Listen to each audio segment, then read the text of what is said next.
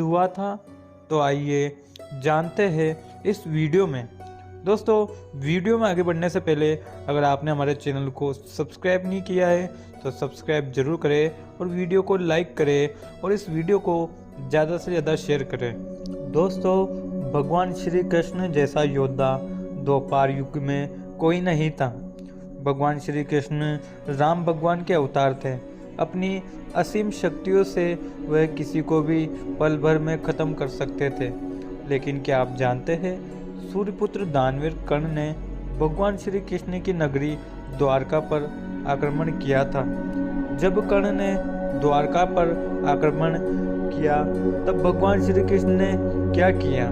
दोस्तों, एक बार जब कौरव वन में विहार करने गए थे तब गंधर्वों ने उन पर आक्रमण किया था और इस युद्ध में गंधर्वों ने कौरवों को प्राप्त करके दुर्योधन को बंदी बना लिया था और गंधर्वों और उनके राजा चित्रसेन ने युद्ध में कई सारी मायाओं का प्रयोग किया था, जिसके कारण कर्ण कौरव उनके सामने टिक नहीं पाए और इस युद्ध में लाखों गंधर्वों ने एक साथ कर्ण पर आक्रमण कर दिया।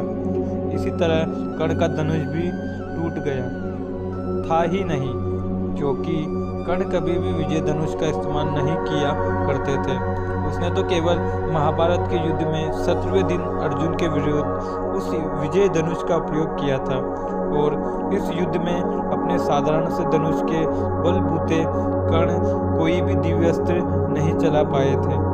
इसीलिए युद्ध में कर्ण को पीछे हटना पड़ा। अब कर्ण के सामने ही गंधर्वों ने दुर्योधन को बंदी बना लिया था। लेकिन कहते हैं कि अर्जुन गंधर्वों से दुर्योधन को बचाया और इसी के चलते लोग कर्ण की वीरता पर कई सारे सवाल उठाने लगे। इसके बाद कर्ण अपने खोए हुए सम्मान को वापस पाने के लिए दिग्विजय यात्रा करने का विचार किया। जी हाँ दोस्तों, यह दिग्विजय यात्रा कर्ण तब की जब स्वयं पांडवों को 12 वर्ष का वनवास और 1 वर्ष का अज्ञातवास के लिए भेज दिया गया था और उस समय दुर्योधन ने धरती के सबसे मुश्किल यज्ञ यानी कि वैष्णव यज्ञ किया था। उसी समय कर्ण ने दिव्य यात्रा शुरू की और वह अपने विशाल सेना के साथ दिग्विजय के लिए निकल पड़ा। पहले कर्ण पांचाल नरेश द्रुपद राज्य पर आक्रमण किया और फिर अपने विशाल सेना के साथ कर्ण ने द्रुपद के राज्य को चारों ओर से घेर लिया। जब द्रुपद को संदेश मिला कि कर्ण ने उसके राज्य पर आक्रमण किया है तब द्रुपद अपनी सेना को लेकर युद्ध क्षेत्र में पहुंच गया। इसके बाद कर्ण और द्रुपद में एक भयंकर युद्ध हुआ, लेकिन कहते हैं कि इस युद्ध में कर्ण ने द्रुपद को पराजित कर दिया था और उसे अपने अधीन कर लिया। इसके बाद द्रुपद का राज्य पंचाल हस्तिनापुर के अधीन हो गया था। कर्ण ने द्रुपद को सोना चांदी और कर देने के लिए विवश कर दिया था। महाभारत काल में भगदत्त नामक एक पराक्रमी राजा हुआ करता था। वह प्रयाग ज्योतिष का राजा था। वैसे तो भगदत्त बहुत ही बुजुर्ग योद्धा थे, लेकिन फिर भी उनमें इतना पराक्रम था कि उनसे युद्ध करने को कोई भी नहीं सोचता था, क्योंकि उनसे युद्ध करना बिल्कुल नामुमकिन था। दरअसल भगदत्त के पिता का नाम नरकासुर था। उसके पास भगवान विष्णु का वैष्णव अस्त्र था। उसने अपने पुत्र को ही वैष्णव अस्त्र दे दिया था।